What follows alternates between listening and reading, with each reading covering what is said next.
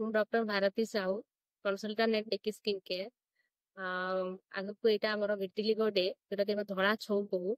ଏଇଟା ସାଧାରଣତଃ ଲୋକମାନଙ୍କ ଭିତରେ ବହୁତ ଗୋଟେ ଅନ୍ଧବିଶ୍ୱାସ ରହିଛି। ଏଇ ରୋଗ ସଙ୍ଗେ ସଙ୍ଗେ ଦେହ ସାରା ମାପିଯାଏ, ଆଉ ଏଇ ରୋଗ କିଛି ଖାଦ୍ୟ ସହିତ ବି ସମ୍ପର୍କ ଥାଏ। ସେଥିପାଇଁ ଲୋକ ଯେତେବେଳେ ହୁଏ ଧଳା ଛଉ ବହୁତ ଡରି ଯାଆନ୍ତି, କାହିଁକିନା ଗୋଟେ ସୋସିଆଲ ଷ୍ଟିଗ୍ମା, ମାନେ ସମାଜରେ ତାକୁ ଲାଗେ କି ଏଇଟା ଆମ ପାଇଁ ବହୁତ ଗୋଟେ ବିପଦଜନକ ରୋଗ, ଯୋଉଟାକି ଆମେ ଘରେ ବାହାରି ପାରିବୁନି, କାହା ସହିତ ମିଶି ପାରିବୁନି।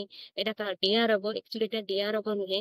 ଏଇଟା କୌଣସି ଖାଦ୍ୟ ସହିତ ବି ସମ୍ପର୍କ ନଥାଏ, କୌଣସି ଫୁଡ ରେଷ୍ଟ୍ରିକ୍ସନ ନଥାଏ। ଓ ଆଜିକାଲିରେ ବହୁତ ରିସର୍ଚ୍ଚ ଓରିଏଣ୍ଟେଡ ବହୁତ ମେଡିସିନ ବାହାରିଲାଣି, ତା ପାଇଁ ଲେଜର ଟ୍ରିଟମେଣ୍ଟ ବି ଅଛି, ଯୋଉଥିରେ ରୋଗକୁ ଆମେ କଣ୍ଟ୍ରୋଲ କରିପାରିବା, ତା ସହିତ ଆମେ ତାର କଲର ବି ଆଣିପାରିବା।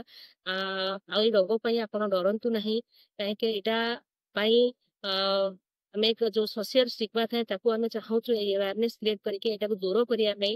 ଆଉ ଯେତେ ଜଲ୍ଦି ଆପଣ ଯେତେବେଳେ ଦେହରେ ଦେଖୁଛନ୍ତି ଛଉ, ସାଙ୍ଗେ ସାଙ୍ଗେ ପାଖାପାଖି ଯୋଉ ଆମର ସ୍କିନ୍ ଡକ୍ଟର ଥିବେ ତାଙ୍କୁ ଯୋଗାଯୋଗ କରନ୍ତୁ। ଯେତେ ଜଲ୍ଦି ହବ ଟ୍ରିଟମେଣ୍ଟ ନିଅନ୍ତୁ, ତାହେଲେ ଆପଣ ରୋଗରୁ ସେତେ ଦୂରେଇ ରହିବେ ଏବଂ ଆପଣଙ୍କର ଟ୍ରିଟମେଣ୍ଟ ସେତେ ସକ୍ସେସଫୁଲ ହବ।